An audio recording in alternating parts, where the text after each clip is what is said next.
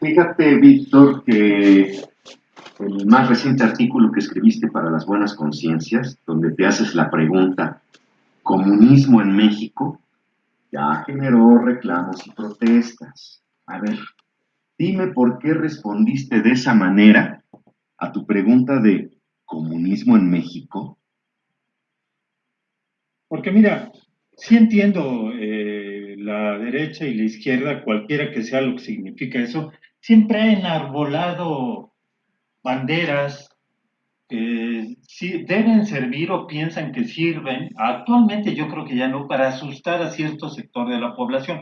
La derecha, tú lo vas a recordar mejor que yo, utilizó en los años 60 comunismo no, cristianismo sí, comunismo no. Y la izquierda utilizaba fascismo en México, ¿no? Son dos banderas petates de muerto que se usan para asustar. En México no hay las condiciones. Si nos ponemos a estudiar el materialismo histórico, la verdadera historia, la historia como ciencia, vamos a saber que el fin último, la última estación del tren de la historia es el comunismo. No vamos a llegar, yo creo que nunca, ¿sí? La Unión Soviética y algunos países llegaron al socialismo, no llegaron al comunismo. China es capitalismo de Estado. China es, por ejemplo, el país que consume más Louis Vuitton, Rolls Royce, Ferraris, Hugo Boss, lo que tú me digas de prendas de lujo. ¿Sí? Es una bandera que se usa para espantar a los incautos. Ahora, Así es. el que no conoce a Dios donde quiera se anda hincando, no sabemos, porque no hemos estudiado qué es realmente el comunismo, ¿no? Pues, Recordarás en lo más fuerte de la Guerra Fría, Adolfo, se decía que en el comunismo se comían a los niños, que los niños no tenían nombre sino un número, que te iban a quitar, iban a entrar a tu casa y te iban a quitar tus discos, tu estéreo que estoy viendo allá arriba, te iban a quitar tus lentes y se lo iban a dar una... Son tonterías, hay que estudiar. Sí entiendo organizaciones como Frena, que yo no califico de ninguna manera porque no la conozco, que enarbole la bandera del comunismo para espantar, ¿sí? Pero ni Andrés Manuel López Obrador, he estado estudiando los documentos básicos de Morena, no los he conseguido en su totalidad. En ningún momento se habla ni de socialismo ni de comunismo. No es comunista, claro, claro, ha pisado callo, claro, está trabajando para terminar con privilegios. Pero fíjate que lo más curioso, Adolfo, es que muchos organismos y personas que no se beneficiaron de la corrupción están atacando a Andrés Manuel porque ataca, porque combate la corrupción. Eso es muy curioso, eso es un fenómeno de la psiquiatría, de la psique. Y es muy curioso. Sí entiendo que aparezcan empresas, organizaciones como Frena y como muchas otras, Pedro Ferriz de Con, su hijo, Joaquín López Dóriga, Carlos Loret de Mola, se acabaron sus privilegios, ¿sí? así Pero es, no hay así en es. México, no hay las condiciones económicas, políticas, sociales para ir al comunismo, como no las hay en ninguna otra parte del mundo. Yo Así es, creo, así es. yo creo, puedo estar equivocado, yo creo que lo que quiere Andrés Manuel, creo, es un México con menos desigualdades, con menos pobres, con menos miseria. En México ya no solo hay pobreza, Adolfo, ya hay miseria. Regresó la polio, regresó la tuberculosis, regresó el cólera, ¿sí? Ya hay miseria, que es un saldo del neoliberalismo. Así Andrés es. Manuel, creo yo, puedo estar equivocado, yo no soy abogado de Andrés Manuel ni milito en ningún partido. Creo yo quiere acabar con el neoliberalismo porque son evidentes sus saldos negativos para la mayoría de la población. El 10% de la población de México tiene el 90% del dinero de México. El 90% tiene el 10% del dinero de México. Es injusto por donde tú lo veas. hasta a la luz de la doctrina social de la Iglesia. Es injusto. Así es, así es. No hay condiciones. Fíjate que aquí se manifiesta la gran ignorancia en la que Exacto. vivimos los mexicanos. O sea, yo considero a Frena, sin ponerle calificativos, pero sí precisando la condición en la cual está queriendo hacer esta revolución, que ahí se me hacen más socialistas ellos que el resto. En fin, están generando una polarización que a mí me preocupa, porque incluso ayer que platicaba con un amigo que apoya este movimiento, yo le decía, bueno, ok, logran generar un golpe de Estado, destituir a López Obrador. ¿Y luego qué? ¿Qué? O sea, ¿cuál es la propuesta de ustedes? ¿Cómo frena? Fue un diálogo muy interesante el que tuve anoche con este personaje, gran amigo mío. Pero bueno, no seamos mal educados. Primero vamos a darle la bienvenida a esta videocharla a toda la gente que nos sigue en las buenas conciencias a través del Facebook, también en Poblanía, nuestro canal en YouTube es Poblanía Slow TV y gracias por sus comentarios, que por cierto, pese a que vamos lento en el estreno de las nuevas producciones, nos hacen llegar sus comentarios y propuestas. De verdad, muchas gracias. Y a ti, Víctor Arellano, bienvenido también. Y bueno, no era el tema del comunismo, que, como dices, que come niños y todas esas cuestiones. El tema de hoy tiene que ver con unas vivencias personales que hemos tenido en la radio.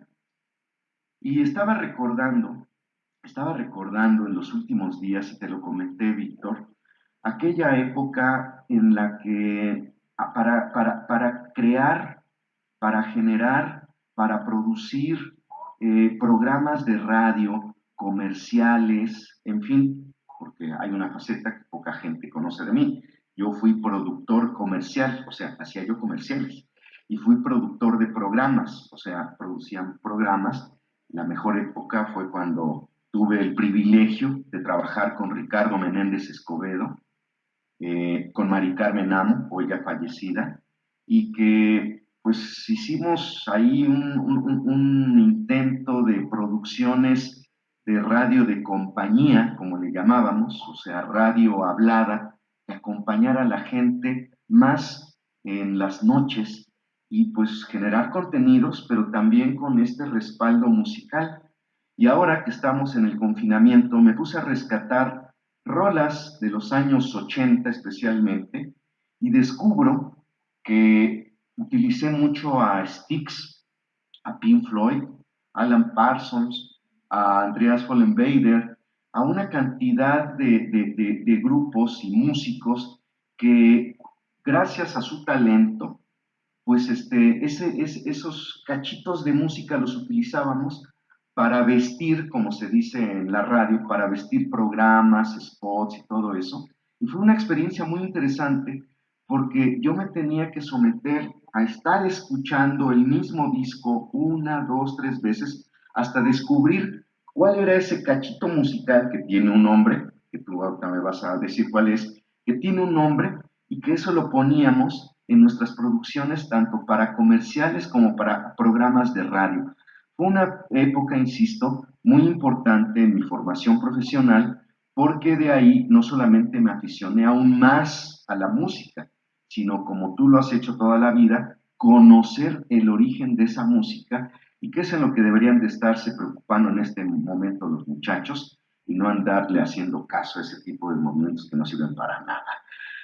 ¿Tú qué experiencia has tenido con la música y la radio, Víctor?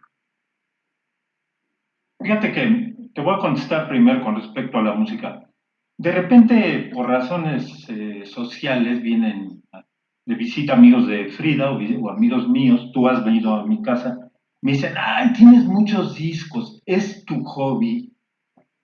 Y yo les digo que sí, porque ¿para qué entramos con vericuetos, no?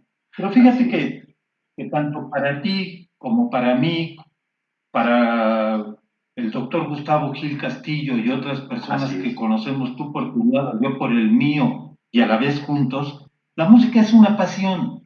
es un Así es. elemento indisoluble de nuestra biografía, es parte de nuestra biografía. La música nos ha acompañado a lo largo de nuestra vida, nos acompaña y nos acompañará, ¿sí? Ahora bien, mi primer paso fue como escucha, en alguna columna ya lo comenté, Sí. eh, oyendo discos, mi papá cantaba, mi papá me introdujo al bolero, el bolero me sigue acompañando, mi hermano mayor al rock and roll, mi hermano que sigue de mí arriba al rock. Entonces Carlos y yo, que es mi hermano menor, crecimos en un medio de música, escuchando la radio, la Pantera de la Juventud, Radio 590, que era la Pantera, Radio Así es. Éxitos, o Radio Capital, que eran las tres estaciones capitalinas de rock, ¿sí? Así es. Acuérdate que en ese entonces, estoy hablando de los 60 que tú no habías nacido, solo había AM, no había Sí. frecuencia modulada, solo había amplitud modulada. Pero había, fíjate que no sé cómo estará ahora el cuadrante de la Ciudad de México, pero estaba llena, ¿eh? El cuadrante de AM de la Ciudad de México estaba lleno de todo tipo de música, el charrito del cuadrante, DF, Ujú. DF, XDF, ¿sí? ¿Qué Este, recuerdos me estás trayendo? Digo, había yo una nací en el estación, 64 y sí recuerdo esas ¿sí? estaciones en mi niñez y ahorita te platico una anécdota al respecto. Continúa, Víctor. Había una estación que daba la hora minuto a minuto, o sea, Ajá. todo el santo día te daba la hora minuto a minuto, la estación del barrilito, podías oír todo tipo de música, hasta rock. Y yo Ujú. escuchaba estaciones de rock. Posteriormente, escuchar música, empezar a comprar discos, me llevó a comprar libros. No había internet, tenías que comprar libros. Yo tengo 3 enciclopedias del rock, tengo libros incontables sobre jazz latino, sobre jazz. Esto es una pasión porque esto no te queda solo en la mera escucha, no. Ujú. Te diré que al igual que tú, hace años que no escucho la radio comercial porque escuchas comerciales, cosa que no Así está mal, es. porque de eso vive la red comercial. Claro. Oyes una rola y 400 comerciales. Entonces, no sé si, creo que tú lo comentaste, Adolfo, Universal Stereo se acaba de convertir en una Así es. estación grupera, ¿no? Eso es un genocidio cultural, ¿sí? Así es. Porque yo crecí escuchando Universal Stereo. Es más, aquí lo enlazo con otra pasión. A través de Universal Stereo yo me enteraba de los conciertos que iba a haber en la Ciudad de México y me apresuraba a comprar mi boleto.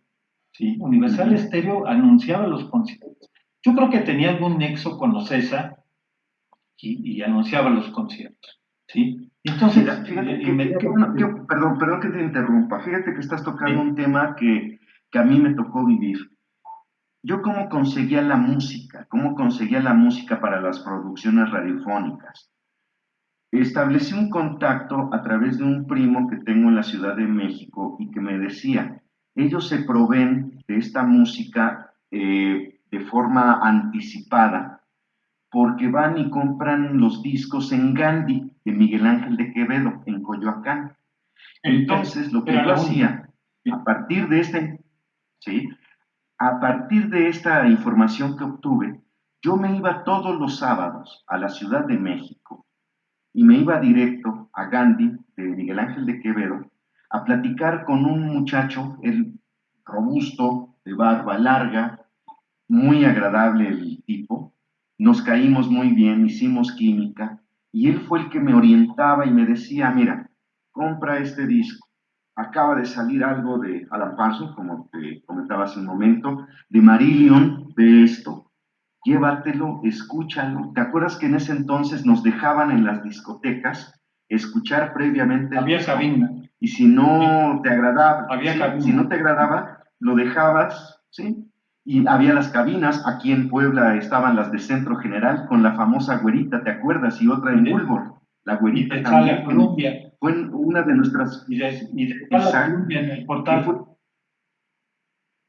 Ujú, también. Entonces, ellas fueron también parte de nuestra pedagogía dentro de la música, porque nos permitían abrir los discos, escuchar y sí, si me late, no me late, me lo llevo regularmente, todos nos llevábamos, aunque no nos latieran, nos llevábamos. ¿Por qué? Porque el conocimiento de la música abarca incluso aquello que no es agradable a tu oído, pero que sabes que te puede aportar intelectual y musicalmente hablando. Entonces, yo por eso me iba a Gandhi todos los sábados y me ponía a platicar con este hombre y me dio orientaciones como no te imaginas. Qué pena que ya no recuerde su nombre, pero fue él una persona que me introdujo dentro de lo que es la apreciación musical, porque te recuerdo que en aquel tiempo también los discos traían el famoso librito, donde te daban no solamente las letras, sino la historia de las rolas, el origen de las mismas, quién las produjo, quién fue el ingeniero de sonido, en fin,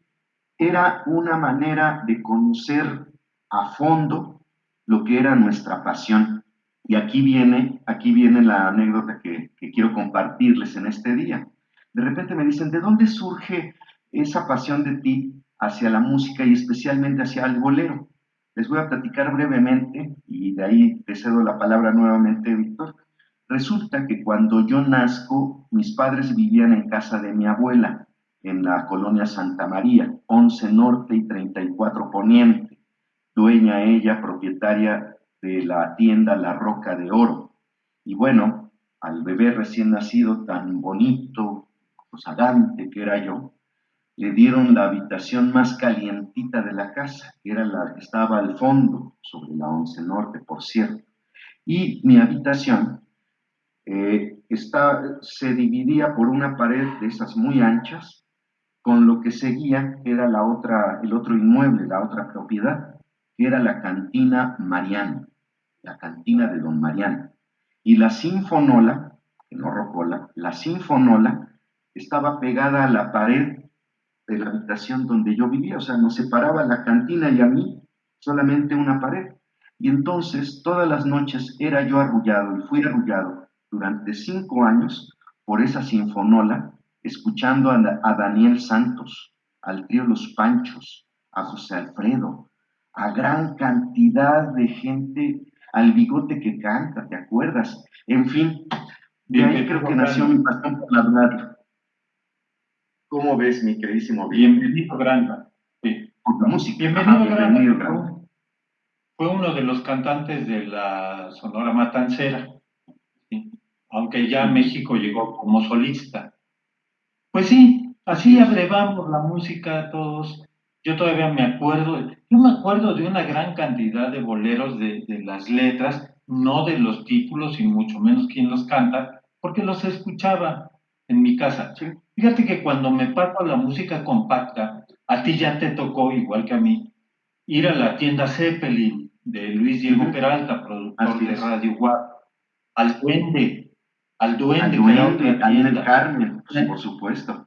Sí, en la 17 Poniente, casi llegando al bulevar, frente a Lira Electrónica, donde compré Ujú, mi primer tocadiscos Gradiente, estaba una ujú, tienda que se llamaba Música Compacta, de así Alejandro, es. no recuerdo con su apellido, ¿no? Entonces empezamos a comprar discos compactos, lo Ujú, cual te obligó a comprarte un mejor equipo de sonido, porque pues esos viejos Garrard tipo consola que teníamos en casa, pues ya no funcionaban adecuadamente con el disco compacto. Entonces así fue como empezamos a cambiar hacia la música, ¿sí? Pero fíjate que yo quiero hacer aquí una pequeña digresión. A mí me tocó todavía que grandes músicos, estoy hablando de personas como Jimmy Page de Led Zeppelin, hacían los famosos jingles, ujú. no sé cómo se dirá en español, Adolfo. Esta música especial para estaciones de radio, para el vestido y para comerciales, pero en vivo, ¿no? Bueno, Fíjate que es decir, un grupo le encantaba. nunca le encontré la traducción al español, siempre le dijimos jingle, que es el comercial cantado Sí, o el mensaje cantado sí, y musicalizado, en pocas palabras. Así es. O el vestido de una estación de radio, ¿no? Las diferentes Sí. etapas de una estación de radio, las identificaciones. Pues, pero hay músicos que ni nos imaginamos, poco a poco con los libros te vas enterando, que muchos músicos que son monstruos del rock o del jazz se dedicaron años a hacer jingles, ¿sí? Porque era de lo que Así es. vivían, era de lo que se acumulaban lana para poder desarrollar sus proyectos. Ya luego vinieron otro tipo de, lo que llaman el hueso en la música, que es acompañar a músicos que pues no te gustan. Por ejemplo, aquí en Puebla, Alberto Moreno, el director de la Sinfónica y de la Escuela de Música del Agua, muchos años fue el director musical de Rocío Dúrcal, ¿no? Él no lo dice porque Sí. le da pena, pero es el hueso. Héctor Infanzón, el extraordinario pianista de jazz mexicano, fue el director musical de Living la Vida Loca de Martin. No me acuerdo cómo se llama este joven puertorriqueño, Martin, ¿no? Muchos músicos extraordinarios de gran calidad han tenido que dedicarse al hueso, a Al hacer hueso, sí. jingles, a acompañar Tienes a toda la razón. Emanuel, a Mijares, a Yuri, ¿no? Músicos de gran Alberto calidad. Moreno, que lo acabas de mencionar, yo tuve la oportunidad de comer con él el año pasado y me estuvo platicando no solamente de Rocío Dúrcal, él trabajó con varios artistas importantes haciéndole de hueso y recuerdo que incluso él Hasta trabajó con con Cuco, el grupos guapo. como, si no estoy mal y él que me corrija en su momento, con Los Ángeles Azules también, como yo también en alguna ocasión me dediqué a promover a Los Ángeles Azules. Es una etapa no obscura, sino extraña de mi vida, en la que pues para sobrevivir tuve que acompañarlos en una gira por la Mixteca cuando apenas iniciaban Los Ángeles Azules y que las que controlaban en aquel tiempo el grupo eran las hermanas, pero pagaban bien, eso sí no me puedo quejar, siempre pagaron muy bien Sí, Los Ángeles Azules. En fin, acuérdate que Alberto Moreno trabajó hasta con Don Cuco el Guapo y con José Antonio Vadillo. así es, sí, El ciertamente. robot. Ay, Sí. ya estás metiendo el rollo político. Estamos hablando de música, de cosas No, no, bonitas. no. ¿Para qué metes la... No, seguimos con la música. Sí. Bueno, pues mira, ya Seguimos con estamos la a punto. música que Sí, con la música. Mira, ya estamos a punto de culminar esta videocharla. ¿Tú qué recomendarías? Ya sé que a ti no te gusta dar consejos, como a mí tampoco, pero ¿tú qué recomendarías para estos muchachos y generaciones ya no tan jóvenes que escuchan música nomás por escuchar? Yo tengo la fortuna de convivir con gente, el equipo de producción de Poblanía, que afortunadamente todos coincidimos en tener un gusto, no diría bueno, simplemente un gusto por escuchar música. Últimamente me he metido a la cuestión de la música electrónica, que por cuestiones profesionales pues nos hace falta conocer para todo lo que estamos produciendo de Poblanía, y he encontrado cosas muy interesantes, aportaciones muy interesantes.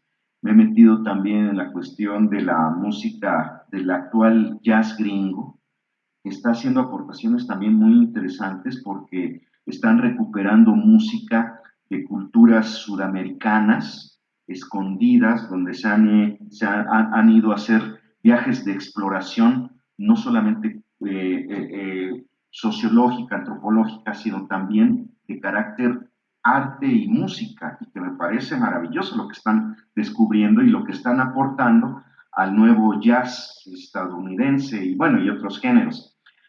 En este sentido, hablando así con carnita de lo que es la música, ¿tú qué recomendarías a los muchachos que simplemente bajan música porque les gusta, pero sin tener el conocimiento de lo que están escuchando, Víctor? yo primero les recomendaría que abran los oídos.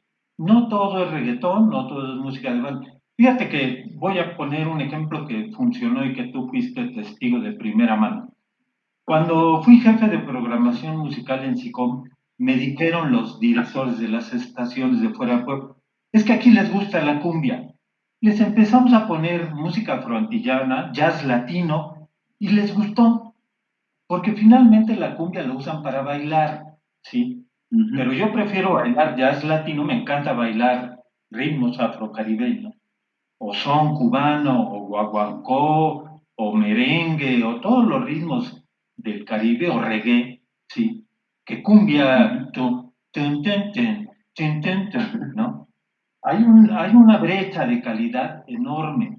Entonces, que se abran a la posibilidad de escuchar nuevas músicas. Desafortunadamente, los chavos se han refugiado en el reggaetón porque no tienen referencias y porque es lo que tocan las estaciones comerciales, ¿sí? Fíjate que para mí fue un salto, no dejar el rock, no abandonarlo, pero abrirme a nuevas, por ejemplo, el jazz. Para muchos de mis cuates, incluso familiares cercanos, este ya se afresó, ya dejó el rock y está oyendo ya. No, no me afresé, simplemente abrí otro casillero en mi abanico musical y luego empecé a oír a Rubén Blades, a Willy Colón, a los Bambán, a una infinidad de músicos afrocaribeños, y luego oí africanos, y luego oí asiáticos, y luego escuché de Colombia y de Perú, y ahora oigo música de todo el mundo. Yo creo que hay música buena y música mala, nada más. El reggaetón, por supuesto, y la música de banda está en la música mala, malísima, rete mala, Malísima, malísima. malísima. Incluso Sí. tengo reticencias para llamarle música, ¿no? Así es, así es. Bueno, Víctor, perdón, el tiempo en estas videocharlas siempre es limitado, precisamente para no distraer por más tiempo a la gente que nos escucha. Y simplemente quiero cerrar con dos experiencias personales de lo que acabas de comentar. En Estéreo Amistad, recordarás que era música de rock progresivo y música disco, había una mezcla ahí extraña. Y por iniciativa de mi gran amigo Andreas Cañedo Bre, sobrino de Rafael Cañedo Benítez, que paz descanse. Aficionado, ¿no? Así es, y muy bueno, también con buen oído. Andreas le propuso a su tío que armáramos un par de horas por las noches en Estéreo Amistad con un programa que denominó él 25 y del cual yo fui colaborador y del cual fui coproductor y que gracias a ese programa en alguna ocasión tuve la oportunidad de entrevistar a Sting. En ese momento era mi gran ídolo, bueno, hasta la fecha yo lo sigo mucho su trabajo. Entonces, ¿por qué se llamaba 25 este programa? Porque ahí experimentamos por primera ocasión el incluir 25 géneros musicales que no tenían nada que ver con la radio comercial. Entonces metíamos New Age, jazz, blues, rock pero del bueno, etcétera, etcétera. Y contra lo que la gente interna, en lo que ya era en ese momento Grupo Asir, pensó que iba a ser un fracaso, por el contrario.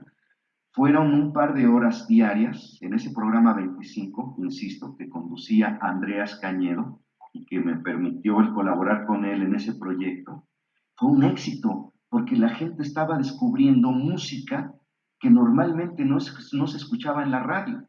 Y el segundo gran experimento, del cual tú fuiste cómplice, Víctor Arellano, fue eso de meter en esas barras, que era de 9 a 11, ¿no? O de 10 a 12, ya no recuerdo bien, eran 2 horas, 9 a en 11. las cuales, 9 a 11.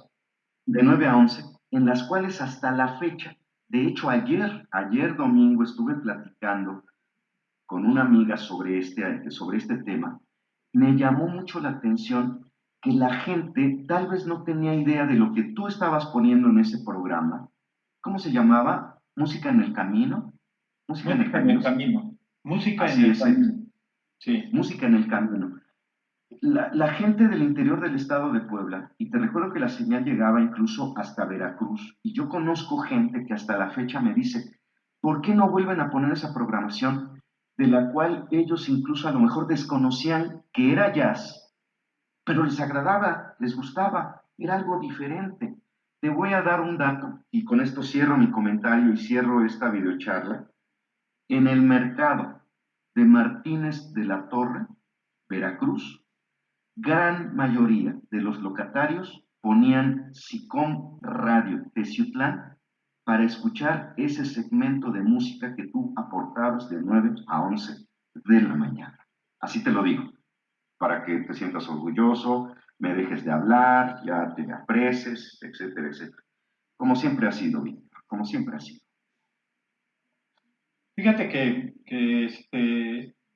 hay gente que todavía me pregunta, oye, qué buena música ponían. Y fíjate que algo que es básico y que tú y yo hemos aprendido en estos, yo tengo muchísimo menos años en la radio, pero he tenido buenos maestros, entre los cuales estás tú, que lo importante y el protagonista o la protagonista es la música, no lo que yo sepa o Así no. es. Hay estaciones de radio, aquí cerquita tenemos una, en mi alma mater, donde en los programas musicales el conductor habla 45 minutos y pone 15 de música. Y nosotros en Música en el Camino dábamos una introducción, una fichita mínima, y ahí va que hable la música es la protagonista. Lo Así importante es es. la música, no el tipo que está atrás del micrófono presumiendo su gran sapiencia musical en 1715 a las 3 de la tarde, que Y todo hay el muchos, dijo, Víctor, hay bueno, muchos.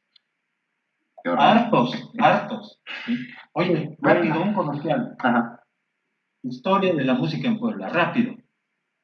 sí. Un proyecto de Helio Huesca Martínez, amigo nuestro, Amigo, publicado gran por la amigo. Secretaría de Cultura, y en el que participamos muchos que tú conoces, Carlos Arellano, Jorge Fernández de Castro, muchos que nos dedicamos a la música, cada chango en su mecate, historia de la música en Puebla.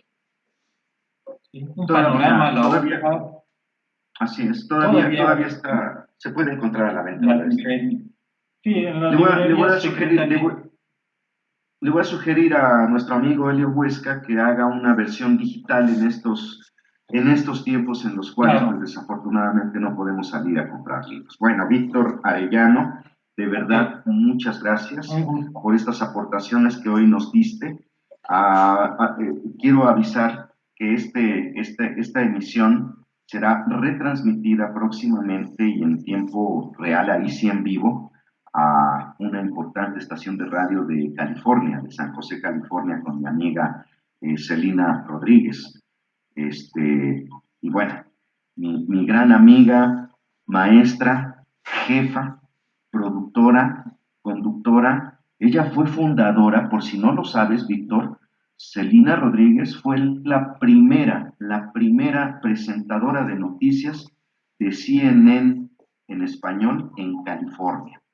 Y es una mujer altamente profesional e interesada también en estos temas que estamos difundiendo a través de las buenas conciencias. No olviden ponerle el me gusta y picarle ahí a la campanita para que reciban pues todas las notificaciones cada vez que nosotros transmitamos estas videocharlas y otros artículos que de verdad están muy interesantes. Y corran la voz.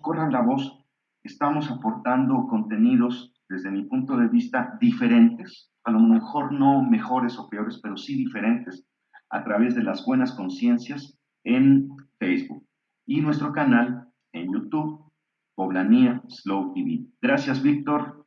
Gracias a la gente que hace Gracias. posible esta transmisión.